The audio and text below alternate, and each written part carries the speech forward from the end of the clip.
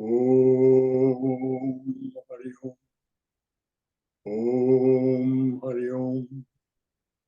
Om Sahana Vavatu. Sahano Gunaktu. Sahavyam Karavavahai. Tejasvina Vaditamastu. Mavidvishavahai. Om Shanti. Shanti. Shanti. Om. May the divine being look over us lovingly as a mother and father. May the divine being support and nourish us as a mother and father. May we have the strength and skill to study together the art of spirituality. May no misunderstandings arise amongst us. Om, peace, peace, peace be unto thee, unto us, and to all your beloved children everywhere. Dearly beloved, make it so. Our camera went. No, there we are again. Okay, is Cindy with us? I am. Okay. Would you be so kind as to read what was sent? I would be that kind. Hey, everybody. I see everybody at the center. Yeah. It's really nice. Okay, sorry. All right, let me pull this up. This is the introductory text for today. The talk is But Facing Your Doubts and Fears. Swami Vivekananda wrote of Sri Ramakrishna, "Thou hast finished with fear and with doubt, standing firm in the vision of God, refuge to all who have cast fame, fortune, and friends away. Without question, thou shelterest us, and the world's great sea in its wrath seems shrunk to the puddle that fills the hoofprint in the clay."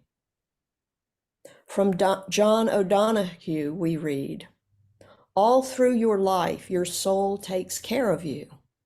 Despite its best brightness, your mind can never illuminate what your life is doing. You are always in a state of knowing, but that knowing, while often lucid and deep, is more often faltering and shadowed. At times, you feel immensely present in your life, rooted in what is happening to you, utterly there. At other times, you are only vaguely in your life. Things are blurred, confusion or distraction owns your days. In such times, you remain attached to the earth, but only by the slightest thread. Yet through all these times, your soul is alive and awakened, gathering, sheltering, and guiding your ways and days in the world.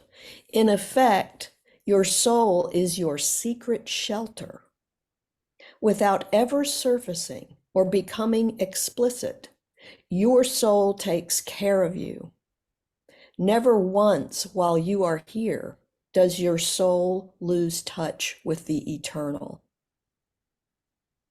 As our teachers tell us, an incarnation of God can share his spiritual treasures with each of you. This is your birthright, they say. This is what we will discuss this morning. So good morning and namaste, everyone. This is what we will discuss this morning. Facing your doubts and fears. Every time we have the urge to say, but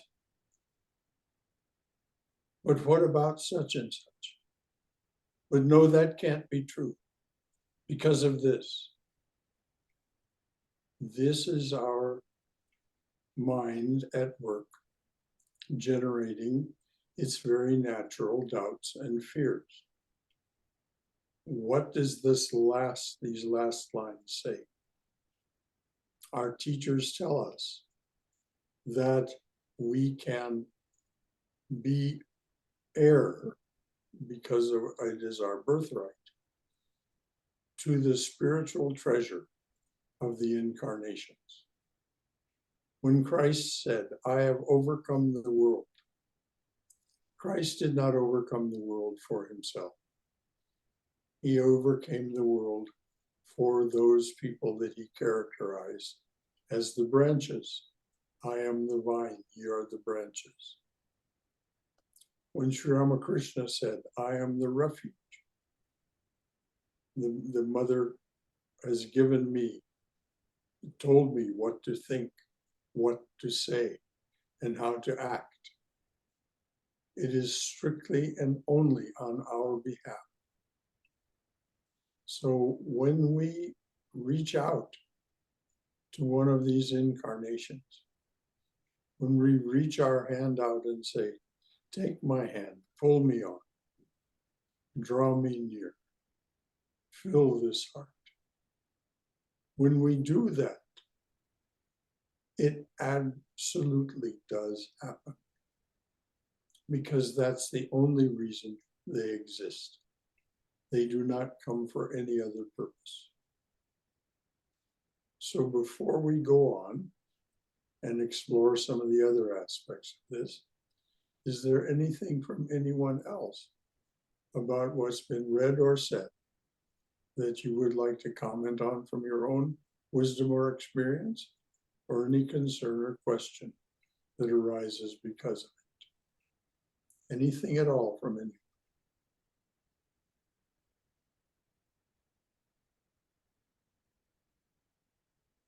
All right. What does it mean to have a relationship with your own soul? Cindy, could you read again what John O'Donohue said? Yeah, yes. Sorry, I closed it. Hold on just a second. No urgency. Okay, he said, all through your life, your soul takes care of you. Despite its best brightness, your mind can never illuminate what your life is doing. You are always in a state of knowing, but that knowing, while often lucid and deep, is more often faltering and shadowed. At times, you feel immensely present in your life, rooted in what is happening to you, utterly there. At other times, you are only vaguely in your life. Things are blurred. Confusion or distraction owns your days. In such times, you remain attached to the earth by only the slightest thread. Yet, through all these times, your soul is alive and awakened, gathering, sheltering, and guiding your ways and days in the world. In effect, your soul is your secret shelter. Without ever surfacing or becoming explicit, your soul takes care of you. Never once while you are here does your soul lose touch with the eternal. And that last line is the key. The eternal is what creates all of reality, both lowercase r and uppercase reality, and creates you. So your soul, which is the you of you, we call it the Atman, is never out of touch with the eternal. But we have these shadowy days. We have these times when we are only vaguely present, when we're attached to the world, but with that slender but very strong thread of ego. So our doubts and fears surface, and our mind, which is brilliantly illumined at some times, is full of shadows, doubts and fears. Our resource is this Atman, this eternal connection, because as O'Donohue says, the soul is constantly looking after you, constantly looking. No question about it. Constantly looking after you. And Vivekananda said that this was what Sri Ramakrishna had achieved. Thou hast finished with fear and with doubt, standing firm in the vision of God, refuge to all who have cast fame, fortune, and friends away. Fame, fortune, and friends, it doesn't mean you don't have friends. It means you don't depend on friends for your sense of self. Casting away those fame, fortune, and friends is casting away that slender thread of ego. So thou hast finished with fear and with doubt, standing firm in the vision of God, refuge to all who have cast fame, fortune, and friends away.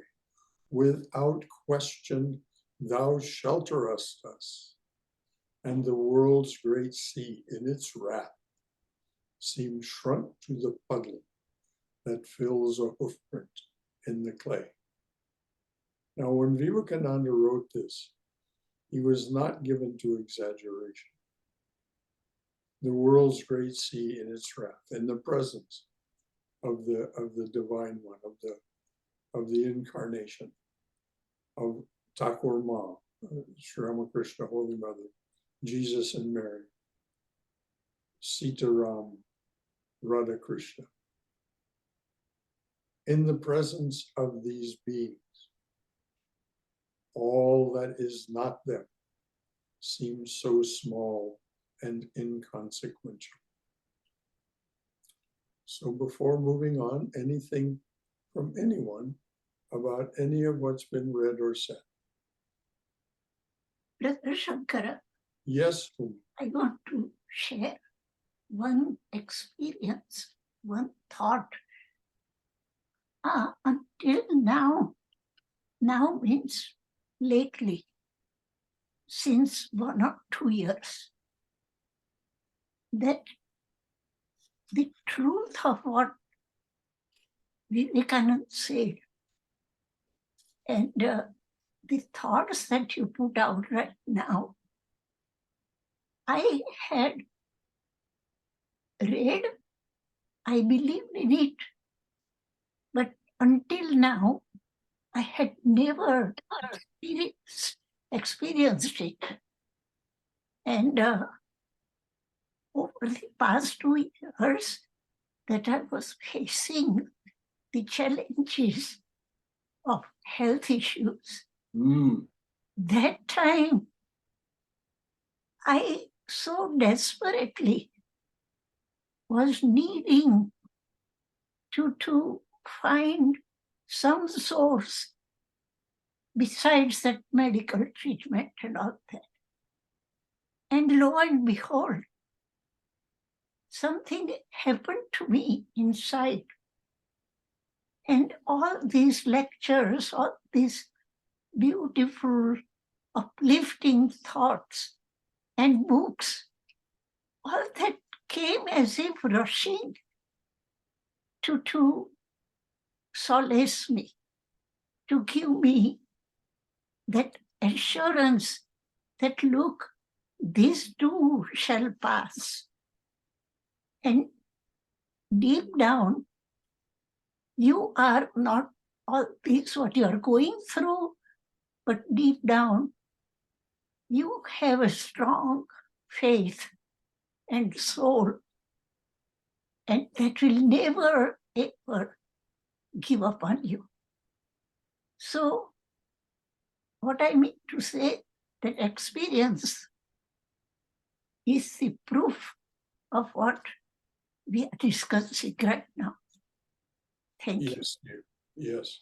So you had the experience of the soul or the Atman, the Yes, refuge, yes, that which eternally exists and is there sustaining yes, and uplifting us, yes, being our father and our mother, looking on us lovingly as our mother and father, exactly. nourishing and sustaining us as our mother and father. It's always there. Anything else from anyone? Thank you, Uma. That was beautiful. Yes, Shankara? Yes, Yes. I have a quick question. Go over so we can see and. If we are saying that our soul is constantly looking after me or us, then why we get floated in around? We float around, we're not able to focus. Why soul doesn't support us in that process? If it is looking after us always. The thing that is missing from what you're saying is that the soul is supporting you during that process. Even though you have dark times, you have doubts and fears, the soul is, as it was said by the teachers, eternally supporting you, always your refuge. And if it weren't there, you would fall into a total chasm of despair. And this is where people who do not have these resources become suicidal, because they do not have the ability to reach out and find this. So it is always there. We float around, as you say, because of our attachment to the things of the body, of the stardust spacesuit, our senses, our mind, our intellect. All of these things we think are bright and illumined, misunderstanding that the only reason that they exist at all, let alone have this sense of illumination, is because they're powered by the energy of the divine.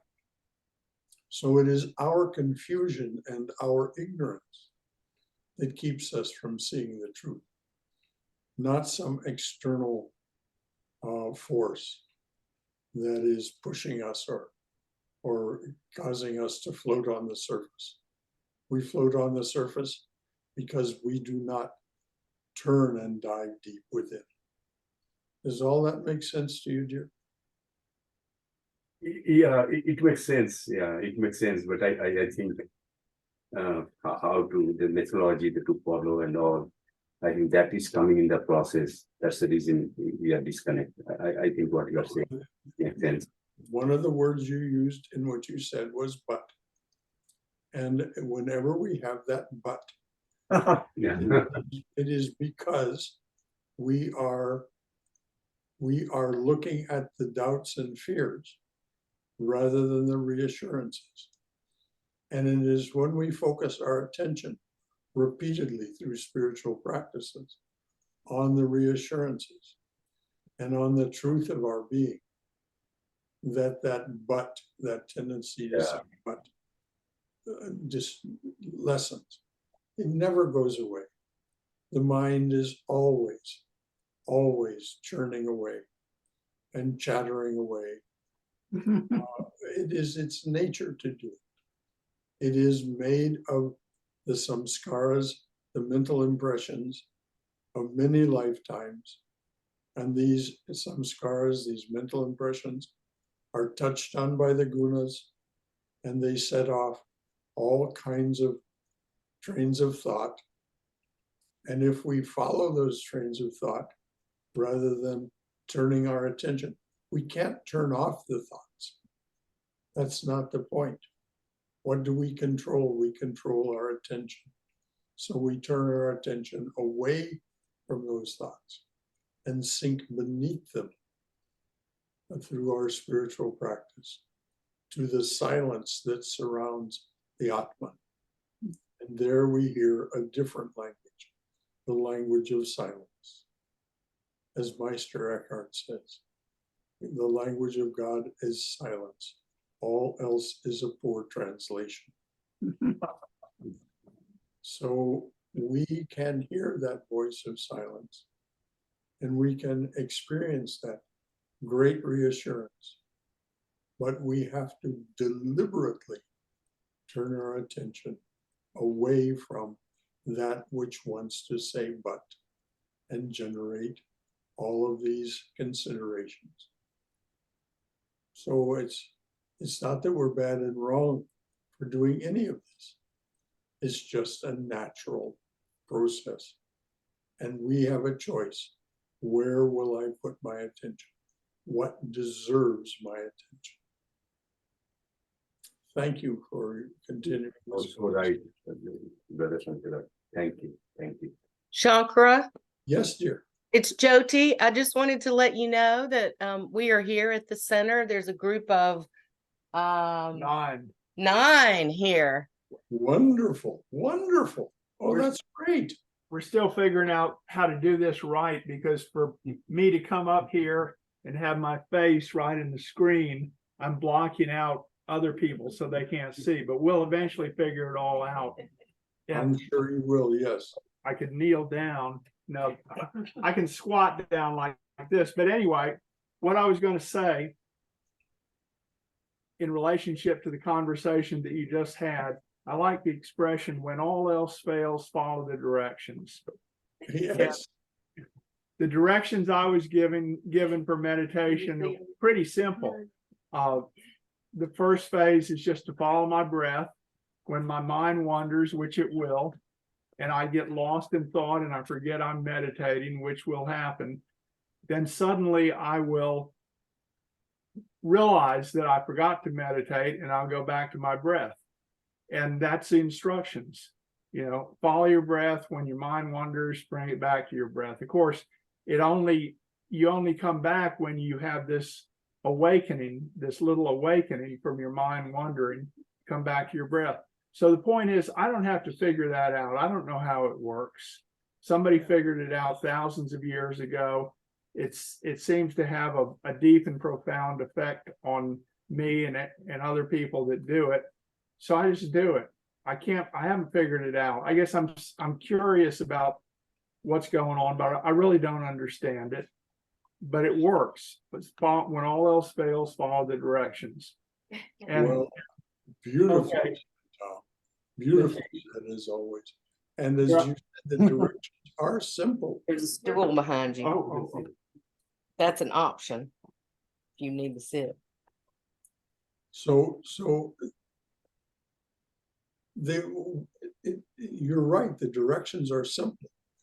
It is we who complicate things for ourselves. But it is not that we're bad and wrong for doing that. It is the nature of our mind to see complexity rather than simplicity. Because if we look out into the world, it seems very complex. And what to do next seems to be a question always. So, as you say, follow the directions. Follow your breath. When your mind wanders away from the breath, pull it back to the breath. The same thing is true if you're using a mantra or visualization, or for that matter, if you're a Sufi and are spinning. You know, you're a whirling dervish. If you lose your focus and attention on the whirling, you won't whirl properly. So you return your attention to the whirling, and something transcendental occurs. So it's always a matter of this combination of self-effort, purushakara, and kripa, grace. The grace of the divine making itself eternally and always at every instant available to us if we reach out to it. Now, we don't need to, as you said, Tom. And all these explanations are just explanations of something that is inherently incomprehensible and unexplainable. But nevertheless, we make an effort to explain for those people who wish to have an explanation. Brother Shankara, Yes, dear. in reference to what you said last, that human effort plus God's grace, two things make things happen or go in the right direction. And the last verse of Bhagavad Gita says it, sums it up so beautifully. So first I will read Sanskrit and then translation by Annie Besant. It says, Yatra Yogeshwara Krishna, Yatra Partha Dhanurdhara Arjun, Tatra there Shri Vijayo Bhuti Dhruvani Mathir Mama. And it is so poignant, I would say. It says, wherever there is Krishna, the Lord, wherever there is Partha, Arjun, assured are there prosperity, victory, and happiness. So it takes both your own continuous, not sporadical, spiritual practices, your intention, your effort, plus God's grace. These two must combine. So wonderfully, you said not sporadical. Yeah. No, I mean, we can just draw the analogy of becoming a tennis star or a chess champion. If you wanted to become a tennis star in your age and gender bracket at the age you are right now, Yeah. it could be done. You could give, unless you have some physical disability that disenables you from doing it. Yeah, You could do it, but it would require daily practice exactly. over several years, probably 5 years, Mhm. before you would become competitive at your age and in your gender brackets. Mhm. If you were to start off to become a chess champion, an international chess master today,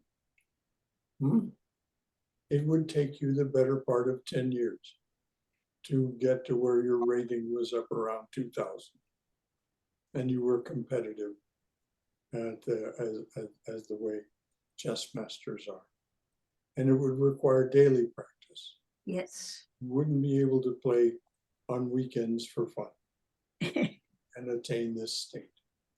The same thing is exactly true of spiritual practice. It cannot be sporadical. It simply will not succeed. The mind and the Maya that created it, the Maya that created your mind, the divine presence in the form of this mysterious force called Maya, using the three gunas, they create this mind, and it is, as Jack Schwartz says, hardwired and very intelligent. But that which created it is not hardwired and far more intelligent.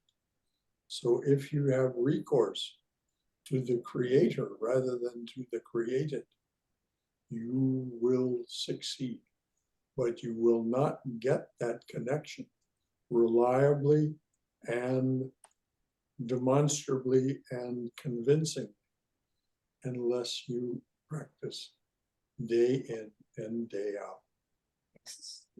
Thank you, Uma, for as always, for those words, and I'm so glad that these things are a reality for you. Anything else from anyone?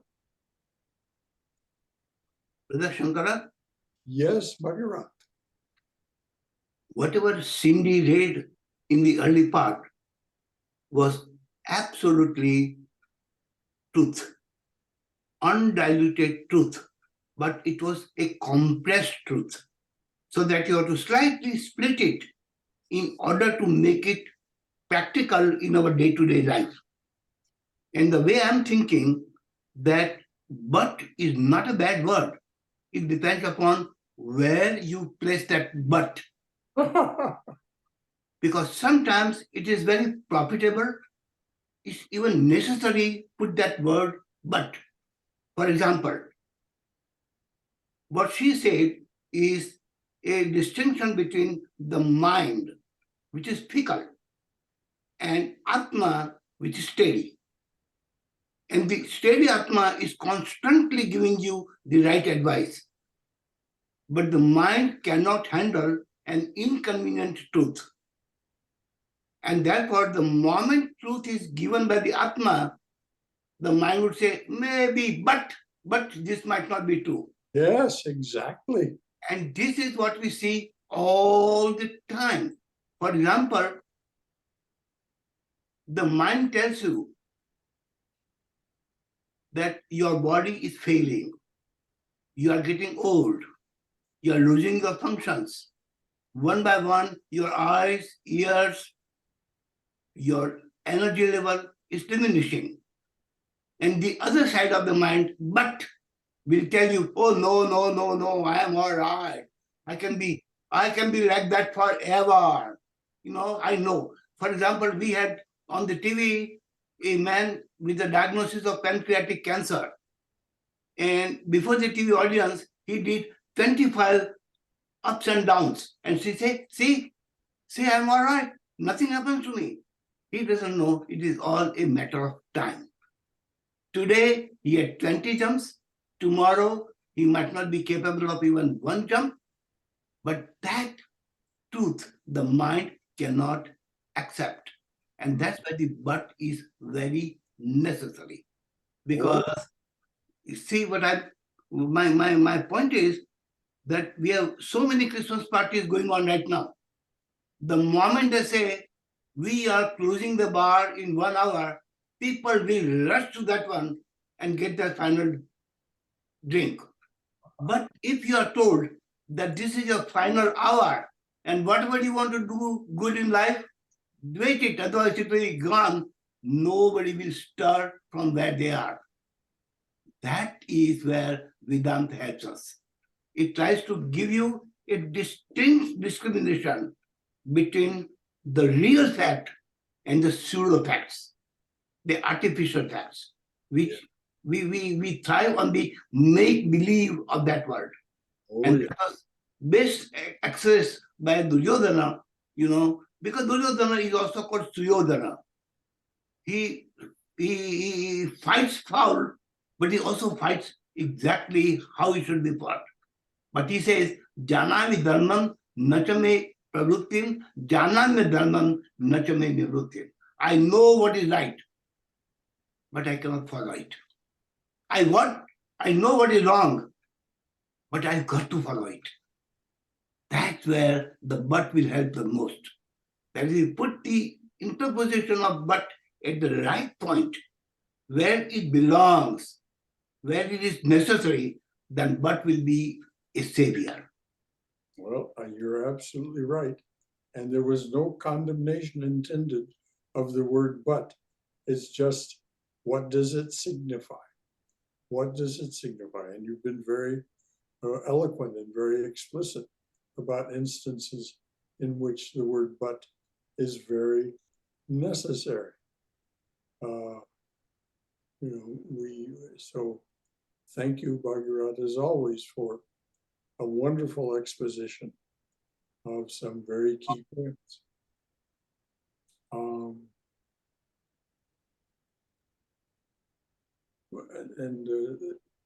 We will know when we hear someone say but, whether they're using the word usefully or perhaps not so useful. Anything else from anyone? How are we doing for time? It's 11:34. I had just a couple of thoughts. One was, it seems key to me that in both paragraphs of the reading, what Vivekananda said about Sri Ramakrishna and what John O'Donohue said about the soul, and they both used the concept of shelter. Thou shelterest us, and that John O'Donohue says your soul is a secret shelter.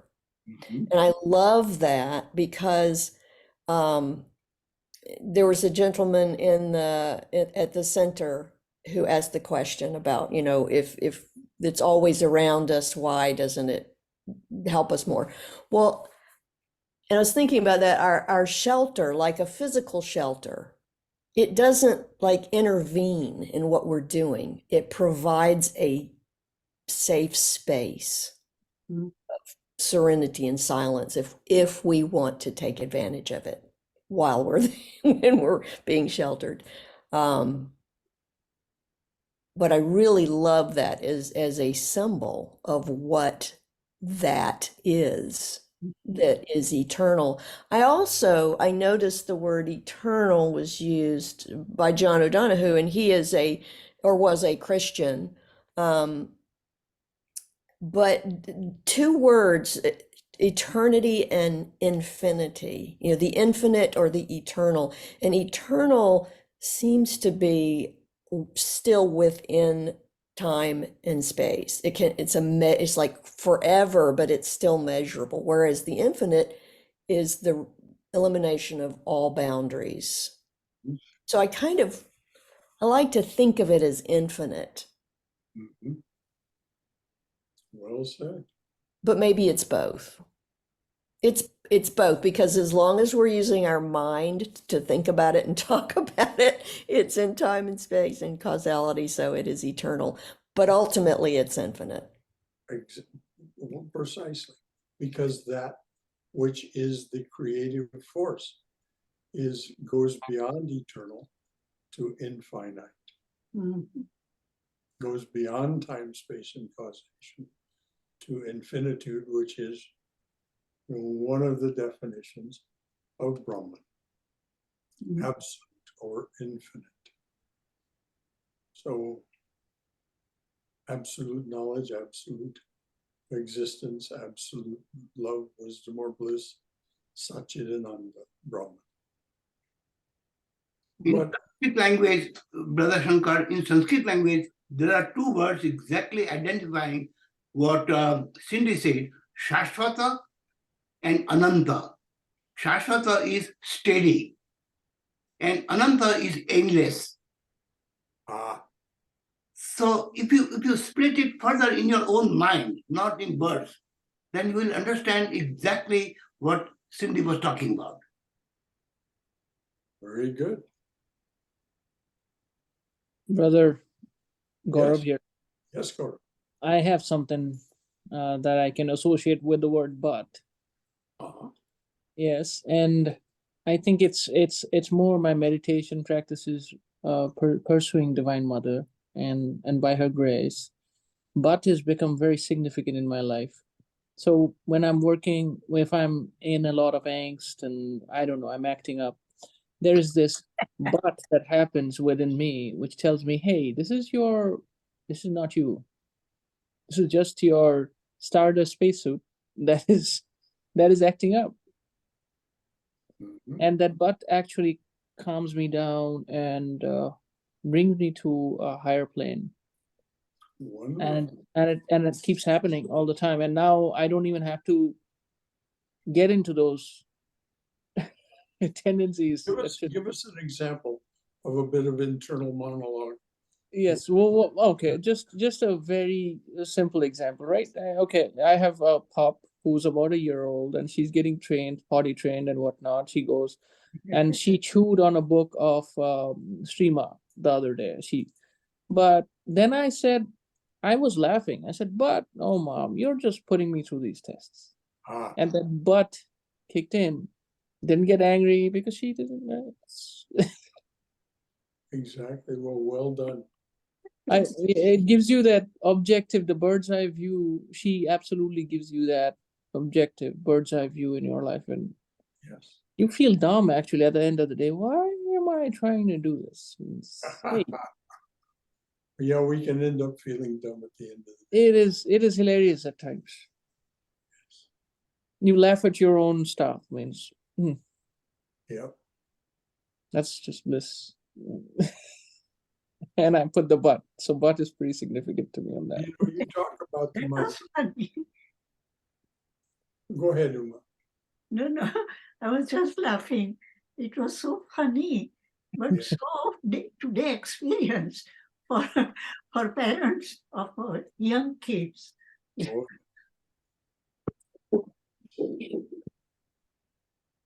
So that's a little bit of my experience. Yes, brother, you were saying something. well, you know,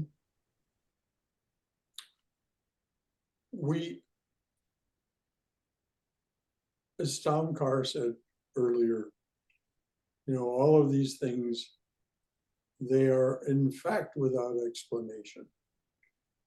There is no way the mind really can wrap itself around the truth of these things. But if we listen to the teachers, they say, as Vivekananda said, he spent 3 years studying the nature of the divine. And he ended up saying, I cannot but believe there is a power in the universe that thinks of itself as feminine. And her name is Kali. Now, of course, Kali was the name he selected out of all of the names that are there for the divine feminine because of Sri Ramakrishna's relationship and embodiment of Kali. But the divine feminine does appear to be the creative force. And so when we have this relationship with the mother, when that is where we come at this, we find that first, it's as Sri Sharada Devi, Sri Ramakrishna's wife, the Holy Mother said, when you are in distress, remember you have a mother. When you are in distress, remember you have a mother. And then she extended that by saying, when I am called by my name, when I am called on by name, I cannot hold myself back. So these are hints to us, indications to us, that if we call on the mother when we are facing doubts and fears and say, Mother, resolve these for me. This is the eternal being that John O'Donohue speaks about, and that without question thou shelterest us. That is in the writing of Vivekananda about Sri Ramakrishna. So, anything else from anyone? Well, brother, just to absolutely, and I feel like complete and unquestioned surrender to the divine is the only solution to it all. Complete and total. Everything is the divine's. Nothing is really mine. Means I And Gaurav, if you can live that, yeah. you have reached the next thing that happens is you will, if you haven't already, you will be in a state of realization called samadhi, in which there is no line of separation. You have surrendered everything to that divine presence, and there is no longer any line of separation between you and that divine presence. And of course, that is the priceless state that we are seeking in our spiritual practices. Well, this body of mine is taking tiny steps towards it, but I know it's probably far off, but I don't care. This is being bliss. Well, Swami Prabhupada said, don't you think that way. He said, live in a state of expectation. His fourth instruction for meditation was, live in a state of expectation. We have no idea, absolutely no idea No clue, really. how close we are. And it could happen at any minute. Only his simile was only a hair's breadth away. Only a hair's breadth away. So, Thank you, brother. and this is Om Shankaraji. Hari Om. Hari Om. I just wanted to, because you often quote what Sri Ramakrishna says all the time. If you hold your father's hand, you might fall down. But on the other hand, if your father holds you, you are safe and secure. Yes. This is often you quote. This is exactly what we have to do, because in order to let the God hold our hands, we have to practice few things. That is what all these things, either karma yoga, raja yoga, or bhakti yoga, whatever it is to bring to that state our mind. And this is what I just wanted to add. Oh Lord, hold my hand. Exactly. Oh Lord, hold my hand. Without thee I may fall. Without thee I may fall. Oh Lord, pull me on. Oh Lord, pull me on. Without thee I may stray. Without thee I may stray. Oh Lord, hold my hand. Oh Lord, pull me on. Without thee I may fall. Without thee I may fall. O Lord, draw me near. Seat me by thy fire. O Lord, draw me near. Seat me by thy fire. Thou art my all in all. Thou art my all in all. Without thee I may fall. O Lord, take my hand. O Lord, pull me on. O Lord, draw me near. Seat me by thy fire. Thou art my all in all. Thou art my all in all. O Lord, fill this heart. O Lord, fill this heart. Thou art my all in all. Without thee I may fall. Om. Amen. You're exactly right, Balakrishna. That is what Sri Ramakrishna says. Hold out your hand and ask the divine presence to take it. You will not then fall. You will not fall. All your doubts and fears about falling away, falling somehow, losing your footing, and falling away from the practice of yoga. No more concern. It's over. You have finished with doubt and fear. Thank you, Balakrishna. Thank you.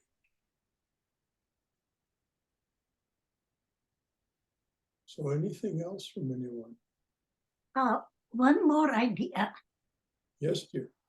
Listening to all who participated, and particularly the beautiful passage that you wrote and Cindy recited, presented, I derive that there are two kinds of buts. Well, we all have physically, but metaphorically, two kinds of births, positive and negative. Mhm. And the positive birth is creating trouble. In this sense that when you want to avoid something, when you don't want to change or alter your faulty thinking and behaviors, you create that but. But for this, I would have practiced meditation. But for waking up early, I cannot wake up early because I'm feeling tired and not up to my best element if I wake up early. So my point is that all these are excuses. In that sense, we are using negatively that but. But if you want to use it positively, the same but you can use to change, to transform whatever weaknesses you have. So I think we can be aware now of where we put that but, in which context it's right, which context it's a wrong, faulty way. That's what I think. Well, thank you, Uma, as always, very well said. We are practicing when we are spiritual students. There is no but in our lives. Well, if we had been that perfect. You are unmuted. That's fine. I think when we are student, there are a lot of bars will come. When we are matured, that bars will disappear. What I feel. Okay, but the thing is, see, when once you start using the but, you always slack down, especially when you're a student. All right. So, anything else from anyone before we kind of wrap it up? Well, some therapists advise just for fun, starting to watch how, when you use the word but and replacing it with and see what happens. Very nice. Yes, if we can get away from binary thinking, bad, good, so on, we will be, that is beneficial, that's auspicious. So Cindy, do you still have open the first reading? Because I'd like you to read what Swamiji had to say again. Okay, I'll read it. It's Swami Vivekananda wrote of Sri Ramakrishna, "Thou hast finished with fear and with doubt, standing firm in the vision of God, refuge to all who have cast fame, fortune, and friends away. Without question, thou shelterest us, and the world's great sea in its wrath seems shrunk to the puddle that fills a hoofprint in the clay." Thou hast finished with fear and with doubt. And the glory of these incarnations is they can share this with us. They can share their spiritual treasures with us. Lord Jesus Christ said, "Seek ye first the kingdom of God, and all else shall be added unto you. All wisdom, all knowledge, all that was hidden will be revealed." It cannot be made more explicit than this. It cannot be made more explicit. Everything that you need can be shared. by the divine incarnation. They do not accumulate their spiritual treasures for themselves. They accumulate them for us. As it's said in Breaker of this world's chain, O merciful, O merciful, if we take any hold upon God in our prayer, it is by thy grace alone, since all thine austerities were practiced for our sake.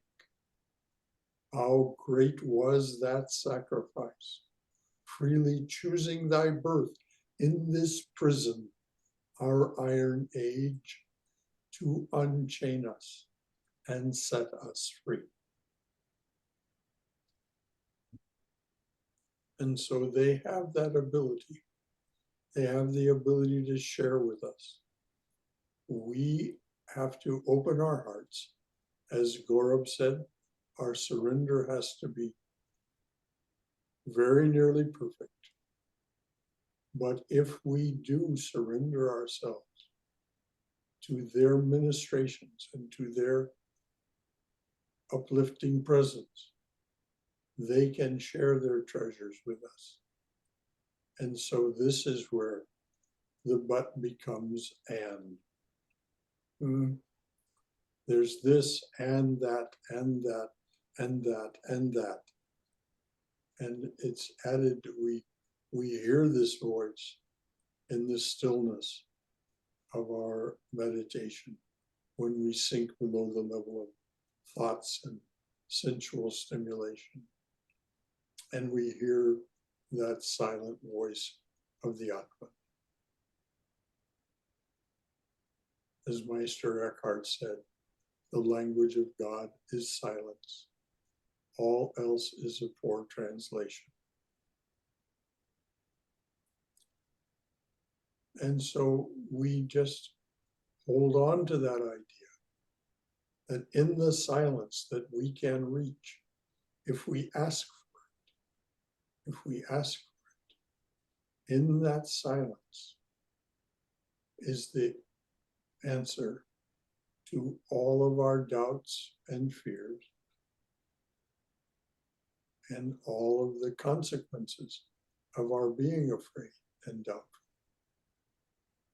But it's slow and slow and slow. It takes, as was talked about earlier, 5 years, 10 years.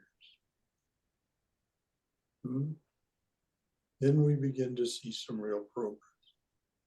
And any of you who've been practicing that long will be able to make that testimony. Any of you who've started and haven't been practicing that long, I guarantee you at the end of 5 years, even at the end of 3 years, you look back, you will not believe what a different person you are than the person you were 3 years before, because so much has been overcome. Anything else from anyone? Brother Shankara? Yes, dear.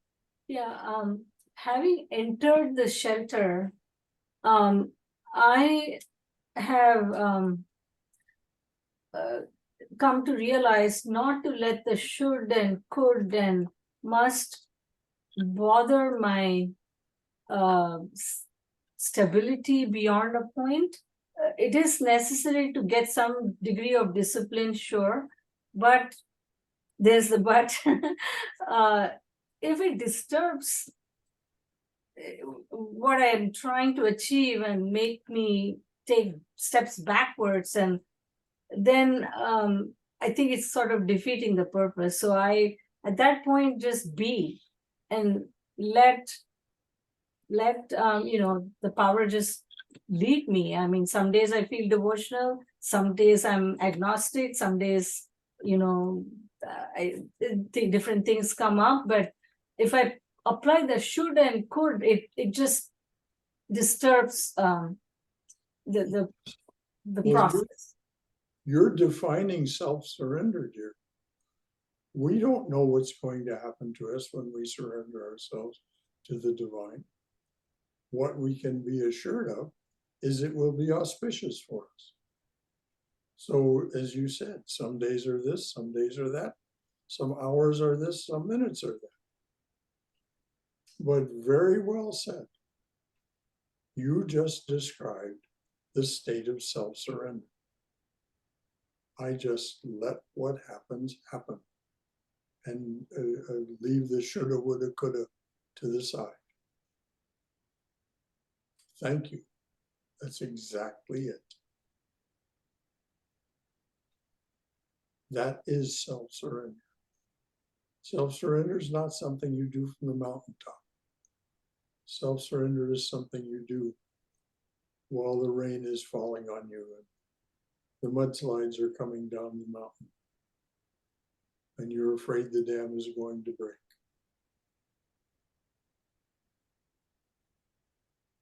You just say, well, whatever happens, I believe it will be auspicious for me. Anything else from anyone? Shankara, Yes, dear. did you tell them about the next Sunday in the afternoon? Will you tell them, please, dear?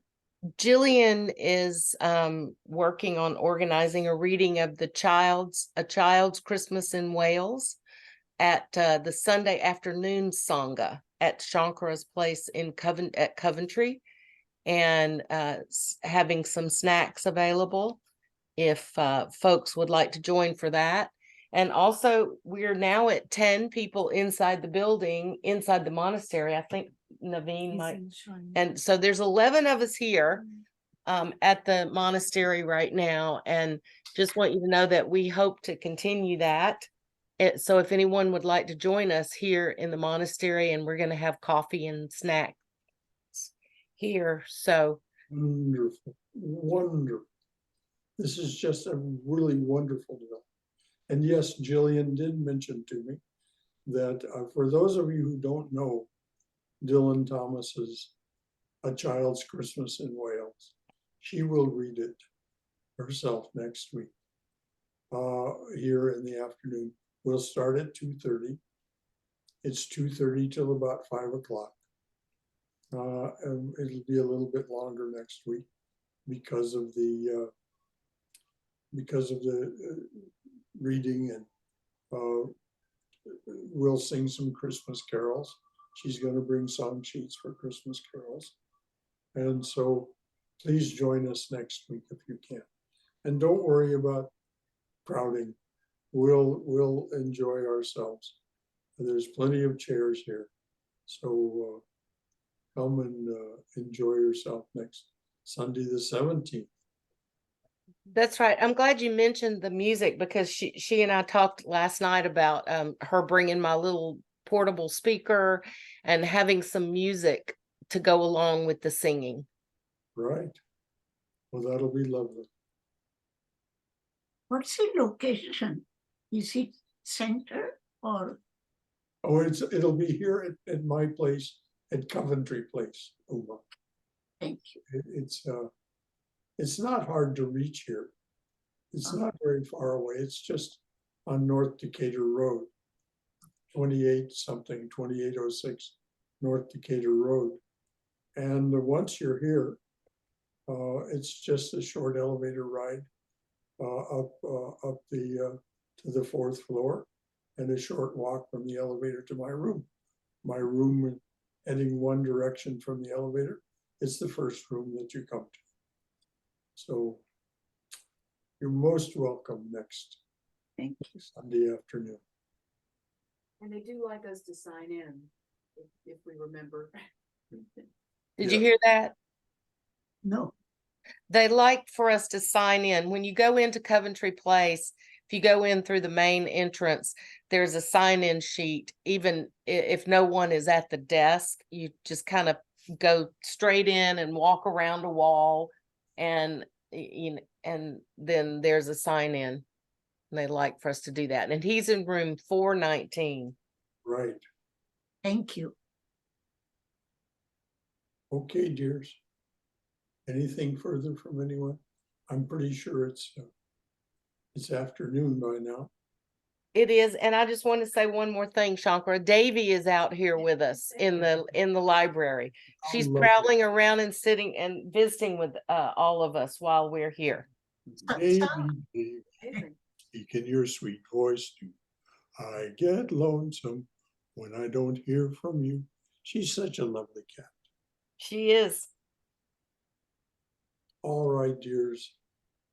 Well, until the next time we meet, which would of course be the possibility of Tuesday night, when we have the reading of the gospel and reading and discussion of the gospel.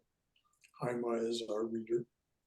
And then Wednesday night, reading Realizing God, reading and discussing, and so on. And are you having Sunday Sangha this afternoon today? Oh, yes, by all means. So that's another opportunity. Anyone who wants to come this afternoon is most welcome. There won't be any fancy digs, but there is some lovely southern pecan pie that was left here by Fred Hughes's wife, bless her. Celia makes a southern pecan pie for us every Christmas. Yes. Could you send an email about the address of your place? Send an email about what again, Uma? I'm sorry. Address. I'll do it, Uma. Okay. This is Jyoti. I'll do it. All right. Thank you. You're welcome, sweetie. It's 2806 North Decatur Road. Indicator. Did you hear Laurie? No. It's 2806 North. Okay. North Decatur Road. Okay. Stand up and get closer to Thank you. So you've got it now? You don't need the email? No, that's fine. 2806 North Decatur Road. Correct. Okay, thanks. Coventry Place. Coventry Place is the name of it. Yeah, and it's easy to find and see. It's a big building. Okay. Thanks. It is kind of, you say it's easy to find and see. It is a little, you got to go slow to figure out where to turn in. Sometimes I can pass the turn in if I'm not careful, and I've had to turn around before. You also have to be careful when you turn into the entrance of the place, because you just be careful. It's a dip when you go in, so go very slowly. You just be careful wherever you go. But it is Uma. It's also, and just to be sure, it is room 419, which is the 419, which is the fourth floor. And as you get off the elevator at the fourth floor, you will go to the left, and it's the first door on your left. So that's kind of nice. It's not too far from the elevator. Wonderful. No buts and no ifs. Yes.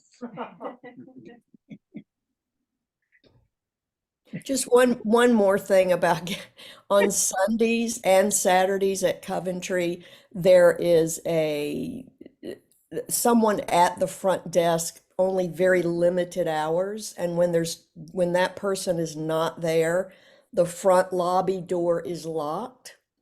But there's a keypad just to the right of the front door.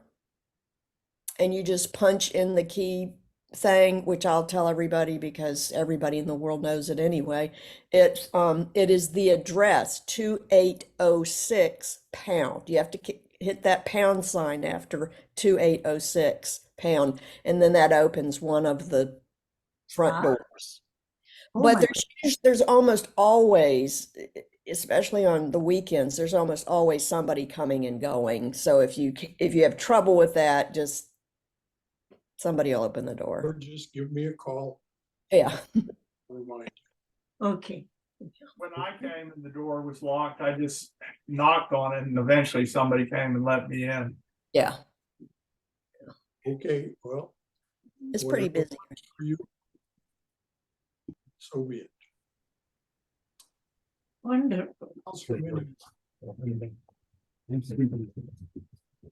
you so much, Shankara. Well, you're more than welcome, dear. This is always such a delight.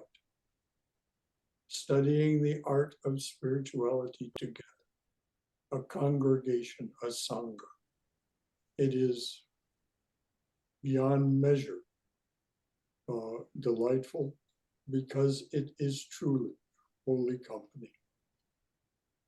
You are our holy company for each of us. Whether you say anything or not, it doesn't make any difference. Your holy presence is felt. So, Jai Shri Guru Maharaj Ji ki Jai. May we be safe. May we be healthy. May we be, And we have cheerful. May we have peace of mind. And may we go forward secure in the knowledge that the Mother and Father Divine Presence that is introduced in our opening prayer for these sessions is holding us in its loving and protective embrace. Jai Shri Guru Maharaj Ji ki Jai. May we be well and in bright spirits. Until next time, dears, so good to have been with you. So good to have shared this with you. This is what we're doing. This is what it's all about for us. So until next time. And I'm so glad that such a number of people gathered in the monastery library.